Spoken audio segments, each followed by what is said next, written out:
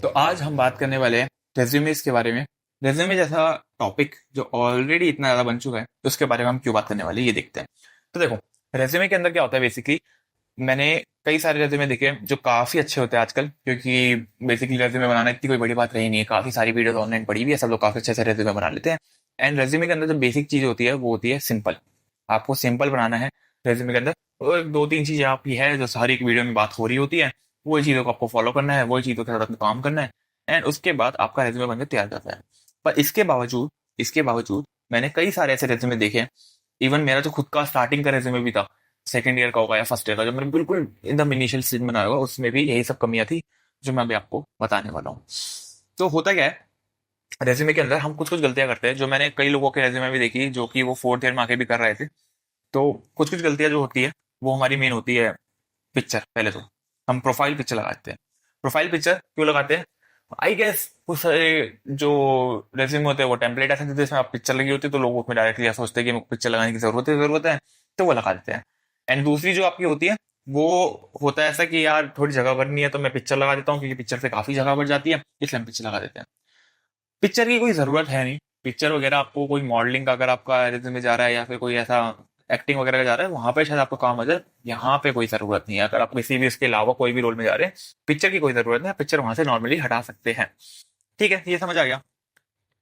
अगली चीज होती है कि इसमें कुछ पर्टिकुलर सेक्शन हमारे होने ही चाहिए। अब देखो, एटीएस करके तो मैं चीज तो पता ही होगी, इसलिए मैं उसके बारे में ज्यादा कुछ टाइम लूंगा नहीं।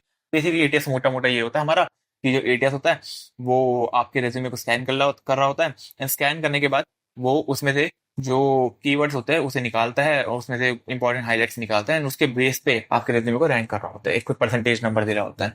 उसे हम एटीएस कह रहे होते हैं। ठीक है, समझ आ गया। अब इसमें क्या होता है कि इसमें वो जब स्कैन कर रहा होगा ना, वो उसके पास कुछ सेक्शन ऑलरेडी अंदर होते हैं कि यार मेरे को एजुकेशन का सेक्शन देखना है, मुझे वर्क एक्सपीरियंस देखना है, मुझे सर्टिफिकेट्स देखना है, या फिर मुझे कोई भी लेट से प्रोजेक्ट वगैरह देखना है। ये उसके पास सेक्शन ऑलरेडी है। मगर अगर मेरे पास उसमें वो सेक्शन मैंने डाली ना हो, मैंने नाम चेंज कर दिया हो, मैंने प्रोजेक्ट की जगह उसको लेट से हम्म, कुछ भी हो सकता है, मैंने पर्सनल गिटहब लिख दिया हो, या फिर मैंने पर्सनल कुछ भी कर दिया हो, उसका नाम प्रोजेक्ट का नाम चेंज करके मैंने एजुकेशन का नाम चेंज करके एकेडमिक कर दिया हो, मैंने अपने सर्टिफिकेट्स का नाम चेंज कर दिया हो, या वर्क एक्सपीरियंस का नाम मैंने चेंज करके मैंने इंटर्नशिप एक्सपीरियंस लिख दिया हो, या एक्सपीरियंस को हटाई तो मैंने इंटर्नशिप लिख दिया हो सिर्फ। ठीक है, तो क्या होगा? तो क्या होगा? वो सही से आपके रेज्यूमे को स्कैन नहीं कर पाएगा। सही से आपके रेज्यूमे को स्कैन नहीं कर पाएगा। तो इसके अंदर क्या होगा कि आपकी कई सारी चीजें जो आ सकती थी वो ऑलरेडी छूट जाएगी। तो बेसिकली मेन चीज तो होती है कि आप ये जो सेक्शन है, इसमें सेक्शन में आपके एजुकेशन भी हो सकता है, आपके सेक्शन के अंदर वर्क एक्सपीरियंस भी होगा। एक स्क्रीन या खुल गया।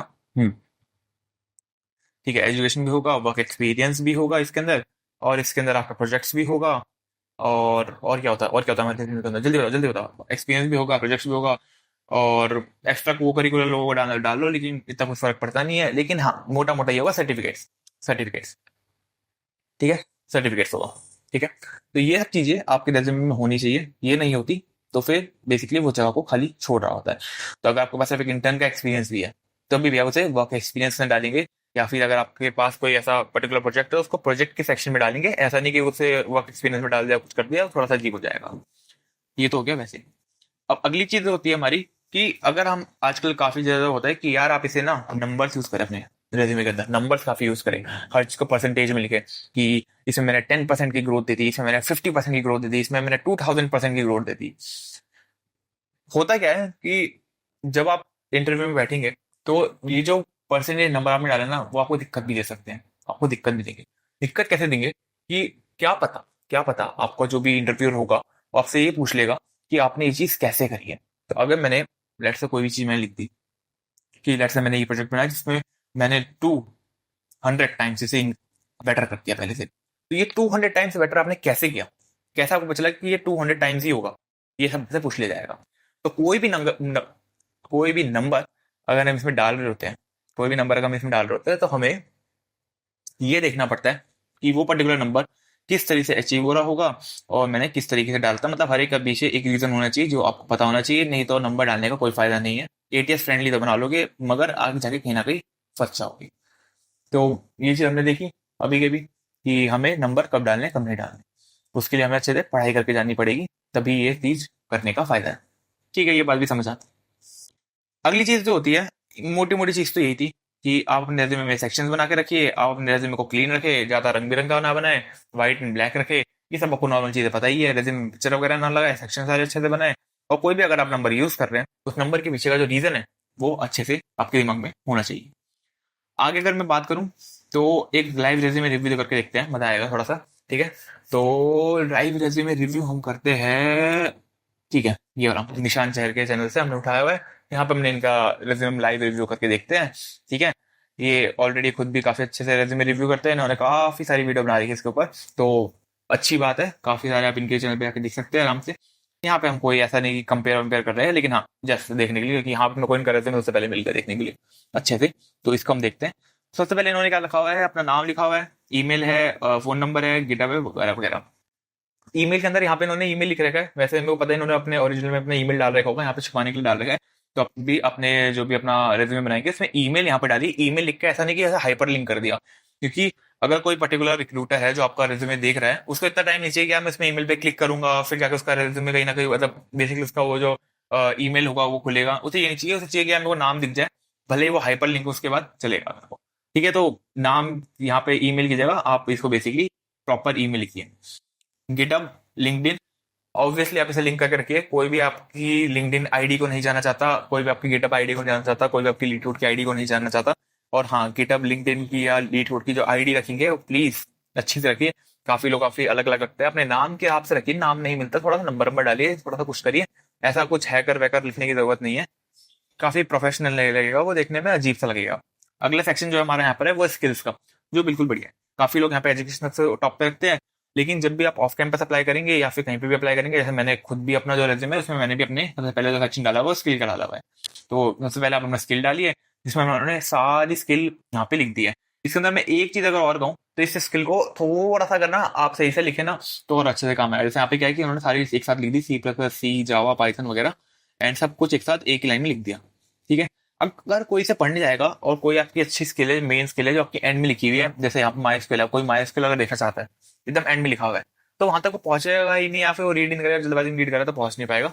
इसको थोड़ा सा आप अच्छे से लिख सकते हैं, आप डेटाबेस के लेवल पे लिख सकते हैं, आप इसके फ्रेमवर्क के हिसाब से लिख सकते हैं, आप इसमें लैंग्वेज के हिसाब से लिख सकते हैं। तो थोड़ा सा एक बार मतलब बेसिकली ना देखने में थोड़ा सही हो जाएगा, लेकिन हाँ उससे थोड़ी जगह भी बढ़ेगी आपकी। तो अगर आपके पास रेज्यूमे में जगह नहीं है तो आप इस तरीके से लिख दीजिए, रेज्यूमे में जगह है तो फिर ऑब्वियसली आप उसे अलग अलग पॉइंट्स बना के लिखिए, अच्छा लगेगा। पर हाँ, ये नहीं कि आपने इधर 10 लैंग्वेज यहाँ पे लिखे 10 के 10 पॉइंट बना के दे दिए, ऐसा नहीं। एक बेसिकली सेक्शन बना के दे दिया, वो आप जीपीटी वगैरह से आराम से कर पाएंगे। आगे बढ़ते हैं।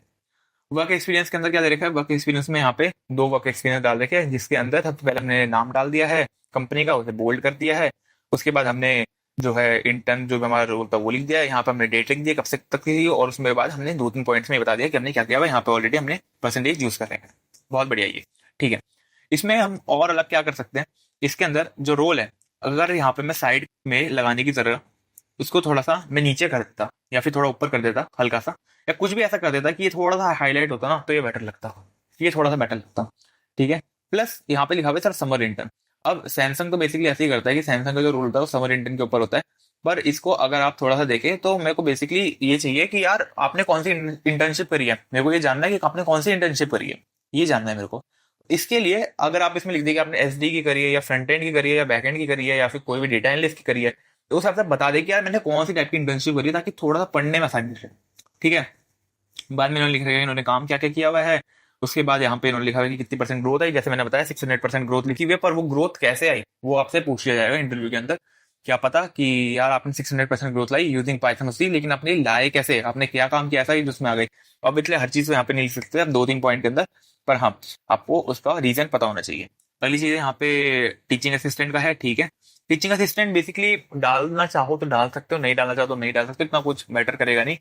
ये ऑन कैंपस रेज्यूमे है जो ऑन कैंपस के लिए गया हुआ है, तो ऑन कैंपस के अंदर तो ऐसे ही होता है, वैसे ऑफ कैंपस भी गया था, चलो ठीक है। टीचिंग असिस्टेंट इतना फर्क मेरे को लगता नहीं पड़ेगा, पर हाँ डालने को आप डाल सकते हो। अब हम बात करेंगे एजुकेशन के बारे में। एजुकेशन के ऊपर सबसे पहली चीज लिखी हुई है कॉलेज का नाम, कॉलेज की सीजी पे मेंशन है, और ठीक है डिग्री वगैरह मेंशन है। बैचलर ऑफ इंजीनियरिंग उस टाइम मिलती थी, इसलिए बैचलर ऑफ इंजीनियरिंग लिखी हुई है। बीटेक आप लिखने वैसे लिख सकते हैं, जो भी आपकी डिग्री वैसे लिख सकते हैं। डिग्री अगर हाईलाइट होती तो चलो ठीक है, सेम ही, कोई दिक्कत नहीं है। उसके बाद कॉलेज है, कॉलेज के अंदर 12th डाल रखा है, 10th डाल रखा है। अब ये एक कॉलेज का फॉर्मेट होता है बेसिकली, जिसमें आप स्कूल के भी परसेंटेज डाल रहे होते हैं, बट अगर आप ऑफ कैंपस अप्लाई कर रहे हैं तो आपको 10th के तो डालने की जरूरत नहीं है, 12th के आप डालना चाहे तो डाल सकते हैं, बट 10th की जरूरत नहीं है। वैसे रिकमेंडेशन यही रहेगा कि आप सिर्फ कॉलेज के डालें, अगर कॉलेज के बाई चांस थोड़े अच्छे नहीं है तो 12th का भी डाल दीजिए। इसके बाद अगला सेक्शन जो होगा हमारा वो है ओके, अगला सेक्शन है हमारा प्रोजेक्ट का। प्रोजेक्ट देखते हैं एक बारी, प्रोजेक्ट में क्या क्या है। प्रोजेक्ट प्रोजेक्ट प्रोजेक्ट, हाँ, एक प्रोजेक्ट यहाँ पे दिख रहा है पहले तो मेरे को, बाकी नीचे थोड़ा स्क्रॉल करना पड़ेगा, इसको आएगा क्या, एक सेकेंड। ठीक है, तो प्रोजेक्ट ऐसे ही देखते हैं। प्रोजेक्ट में पहला जो प्रोजेक्ट है वो है हमारा, यहाँ पे प्रोजेक्ट डाल रखा है। प्रोजेक्ट के अंदर हमने नाम डाल दिया, उसके बाद हमने उसके बारे में हल्की हल्की चीजें लिख दी, एक समरी टाइप की। उसके बाद मेन कुछ कुछ पॉइंट्स आ गए। अच्छा, इसमें ठीक है, इसमें यहाँ पे SIH का लिखा हुआ है कि SIH जीता था, वो अच्छी बात है। पर इसमें एज सच टेक्नोलॉजी भी दे रखी है, पर टेक्नोलॉजी अगर हाईलाइट होती तो अच्छा रहता। टेक्नोलॉजी अगर हाईलाइट होती तो अच्छा रहता।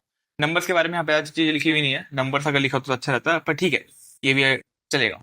आगे अगर मैं देखूं, आगे अगर मैं जाऊं तो फिर ठीक है, अगला जो प्रोजेक्ट डाल रखा है यहाँ पे, डेट डाल रखी है प्रोजेक्ट की, कब से कब तक बना रखा है, इतनी जरूरत नहीं है, लेकिन हाँ डालने को आप डाल सकते हैं। उसके बाद अगेन वही फॉर्मेट हमारा फॉलो किया गया है कि सबसे पहले प्रोजेक्ट का टाइटल है, उसके बाद नीचे एक साल की समरी है जिसमें अगेन आपकी जो भी लैंग्वेज है वो हाईलाइट नहीं की गई है, और उसके बाद हल्का हल्का लिखा हुआ है, लेकिन वहां पे भी कोई भी वर्ड हाईलाइट नहीं है, प्लस कोई भी चीज ऐसी परसेंटेज वाइज नहीं दे रखी। तो यहाँ पे अगर हम परसेंटेज डालना चाहें तो ज्यादा अच्छा रहेगा।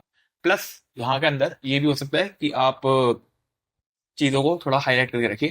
And art United is like, art United था पहले, जगह था वॉच डॉग। तो ठीक है, नाम थोड़े से और अच्छे हो सकते थे, नाम थोड़े और अच्छे हो सकते हैं, तो वो आप देख सकते हैं। आगे अगर मैं बात करूँ एकेडमिक सेक्शन के बारे में, एकेडमिक एंड एक्स्ट्रा करिकुलर, तो एक्स्ट्रा करिकुलर एकेडमिक, हाँ ये भी ठीक ठीक। अचीवमेंट बेसिकली से लिखेंगे तो ज्यादा ही रहेगा, अचीवमेंट्स लिख सकते हैं, एक्स्ट्रा करिकुलर लिख सकते हैं, इतना बड़ा लिखने की जरूरत नहीं है। तो SIH आपने पहले डाल दिया, वो ठीक है। टॉप 10 टीम है, टॉप 5 आपने उसमें लिख दिया, यहाँ पे टॉप 10 में है, टॉप 5 में है। उसके बाद लीड कोड का आपने रैंक लिख दिया, ठीक है, कोई दिक्कत नहीं है, बढ़िया ये भी। आगे हमने POR के अंदर देखे, POR के अंदर फेसबुक डेवलपर सर्कल है और कुछ सोसाइटीज हैं यहाँ पे, हल्का फुल्का सोसाइटीज के बारे में लिखा हुआ है, तो ठीक है, ये भी आप डाल सकते हैं। यहाँ पे लैंग्वेज अगर अच्छे से हाईलाइट करी हुई है तो ये अच्छी चीज है, यहाँ पे आप डाल सकते हैं। यहाँ पे वर्ड्स भी अच्छे यूज किए गए, सीनियर ऑटोनोमस सॉफ्टवेयर इंजीनियर, तो इट्स गुड। तो हाँ, ये चीज आपकी की जा सकती है यहाँ पे भी। तो ओवरऑल रेज्यूमे अच्छा है, ओवरऑल रेज्यूमे अच्छा रहेगा ये वाला भी। बट हाँ, जैसे जैसे मैंने कुछ जो पॉइंट्स बताए वो फिक्स किए जा सकते हैं, तो उनको फिक्स करने के बाद इट्स लाइक परफेक्ट। एक और रेज्यूमे अगर हम देखना चाहे तो एक और रेज्यूमे देख लेते हैं। एक आई थिंक इजी स्नाइपेट का भी था, वो एक बार सर्च करके देखते हैं। Easy snippet, snippet snippet, I don't know क्या बोलते उसे, रेज्यूमे, इसको एक बार चेक करते हैं कैसा है। तो इसके अंदर यहाँ पे जाते हैं सबसे पहले। तो ठीक है, इसमें भी वही है, इसमें ना लोगो यूज किया हुआ है फोन नंबर के लिए, तो वो चीज नहीं करनी है। आई थिंक इन्होंने सिर्फ वीडियो में बताने के लिए किया होगा, असली में नहीं करना होगा। तो हाँ, वो चीज हटानी पड़ेगी, फोन नंबर ठीक है। समरी डालने को डाल सकते हो, समरी में इतनी कोई बड़ी बात नहीं है, समरी डालने को डाल सकते हो। कई लोग समरी पढ़ते हैं, कई लोग समरी नहीं पढ़ते हैं, जगह नहीं है तो ऑब्वियसली मत डालो, अगर जगह है तो डाल दो। ठीक है, समरी हमारी डल गई। टेक्निकल स्किल्स, अगेन जैसे मैंने कहा कि अगर आप ऑफ कैंपस अप्लाई कर रहे हैं कहीं पे भी या फिर वैसे भी, तो स्किल्स को ऊपर रखना इस लाइक अच्छा रहता है।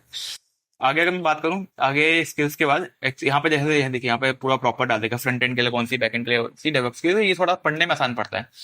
आगे अगर मैं बात करूं तो यहाँ पे एक्सपीरियंस सेक्शन अगर मेरे को अच्छे से दिखेगा क्या, ये तो पोर्टफोलियो वेबसाइट हो गई, ठीक है। एक्सपीरियंस एक्सपीरियंस एक्सपीरियंस, हाँ, तो एक्सपीरियंस के अंदर वर्ड्स अच्छे हैं, पर अगेन जो नीचे की समरी है उसमें ज्यादा चीजें हाईलाइट नहीं है। परसेंटेज अच्छे से लिखी हुई है पर कुछ हाईलाइट नहीं है, तो काफी लाइक ऐसे मैसी मैसी सा लग रहा है। उसको और अच्छे से कर सकते हैं, अगर आप चीजों को हाईलाइट कर दे हल्का सा तो थोड़ा अच्छा लगेगा। और ठीक है, इसमें सबसे पहले जो हाईलाइट किया हुआ है वो रोल है, उसके बाद कंपनी नेम है, क्योंकि आई गेस कंपनी नेम इतना अच्छा नहीं होगा इसलिए उन्होंने कंपनी नेम हाईलाइट नहीं किया। एंड पिछले वाले में आपने देखा होगा, निशान चेयर वाले में कंपनी नेम हाईलाइट था, क्योंकि कंपनी लाइक सैमसंग वगैरह थी, तो वो अच्छा रहता है। तो आप उस हिसाब से चीजों को हाईलाइट कर सकते हैं, देख सकते हैं। फॉन्ट में ये नहीं कहूंगा कि फॉन्ट का साइज ज्यादा ऊपर नीचे करे या फिर फॉन्ट का ऐसे इटैलिक वगैरह करे, लेकिन हाँ, हल्का फुल्का उसका देख सकते हैं। और अगर हम आगे बढ़े, प्रोजेक्ट्स के अंदर लिंक डाल देखा, ये अच्छी बात है, यहाँ पे लिंक अच्छे से रखा, वहाँ पे मेरे को पता नहीं लग रहा था कि लिंक है या नहीं है, तो उसके लिए वहाँ पे एक पॉइंट अगर काटना है तो काट लो। तो यहाँ पे लेकिन अच्छे से यहाँ पे लिखा हुआ है कि ये लिंक्ड है, तो ये अच्छी बात है। यहाँ पे चीजें लिखी हुई है, यहाँ पे अगेन हाईलाइट नहीं किया हुआ, अगर टेक्नोलॉजी हाईलाइट होती तो लाइक अच्छा रहता यहाँ पे। एंड ठीक है, यहाँ पे नाम से ही लग रहा है, काम भी लिखा हुआ है, टेक स्टैक भी अलग से लिखा हुआ है, कुछ कुछ पॉइंट्स थोड़े ज्यादा है। आई थिंक पॉइंट्स थोड़े से कम कर सकते हैं, तो इन सब की जगह 3-3 पॉइंट लाइक अच्छा रहेगा। अगला हमारा एजुकेशन सेक्शन है। एजुकेशन के अंदर एकदम लास्ट में, अच्छा देखिए, अब यहाँ पे क्या है कि एजुकेशन के नीचे कुछ है नहीं, एजुकेशन के नीचे कुछ है नहीं, तो दिक्कत है। क्योंकि अगर एजुकेशन के अंदर मैं बात करूंगा, एजुकेशन के अंदर आप नीचे जाएंगे तो वहां पे कुछ मिलेगा नहीं, तो वो इतनी अजीब हो जाएगा कि मतलब एजुकेशन हमने एकदम लास्ट में डाल रखा है। तो अगर आप एजुकेशन में डाले तो कहीं पे बीच में डाले, थर्ड या फोर्थ के अंदर ऐसे करके, और कोशिश करेंगे इसके नीचे कुछ ना कुछ रहे, नहीं तो एजुकेशन को टॉप पे डाल दो तो काफी अजीब सा लगेगा दिखने में। तो वो है, ये जहाँ पे फॉर्मेटिंग लोगों को दिख रही है ये थोड़ी सी गड़बड़ है। यहाँ पे जुलाई 2015 इधर की जगह अगर कोने में तो सही रहता। बाकी तो डिग्री का नाम हो गया आपका, वो हो गया, यहाँ पे नंबर नहीं लिखे हुए, नंबर इतना जरूरी भी नहीं है, आपको डालना डाल दो, नहीं डालना डाल दो, कुछ कंपनी देखती कुछ कंपनी नहीं देखती। पर अपार्ट फ्रॉम दिस अगर हम बात करें तो होता क्या है ना कि रेज्यूमे इतना ज्यादा इंपॉर्टेंट भी नहीं है जितना हम सोचते हैं। क्योंकि अगर आप ऑन कैंपस की भी बात करें, ऑफ कैंपस की भी बात करें, मैंने कई सारे ऐसे रेज्यूमेस को जाते देखा है जो लाइक बेहद बिल्कुल ही खराब से दिखने वाले थे, जिनके अंदर एक भी, ये जो मैंने जितनी भी अभी भी चीजें बताई ना, इनमें से शायद एक भी चीज फॉलो ना हुई, और वो सारे रेज्यूमेस किसी भी ना किसी टॉप कंपनी में गए हुए हैं। ठीक है, तो ऐसे बात नहीं है कि यार बिना रेज्यूमे अच्छा हुआ है आप किसी कंपनी में जा ही नहीं पाओगे, या फिर आपका रेज्यूमे अच्छा नहीं है इसलिए आप किसी कंपनी में जा नहीं पा रहे। आपका लक एक फैक्टर होता है काफी ज्यादा इसके अंदर, तो वो चीज देखते हैं काफी सारी, एकदम बेसिकली क्या है ना, ये एक वन ऑफ द थिंग है। अगर मैं बात करूं, अगर आपकी 10 चीजें होगी ना, तो 10 में से ये सिर्फ एक चीज है, ठीक है ना। बाकी की जो 10 चीजें ना, बाकी जो 9 चीजें, वो मेनली अलग अलग फैक्टर के अंदर आएगी। बस आप ये है कि आप फालतू में अपना पॉइंट क्यों खराब करें, अगर आप बना सकते, सही कर सकते, थोड़ी मेहनत करके तो ठीक है, इसे सही कर लीजिए, सिंपल सी बात, वैसी वाली बात है।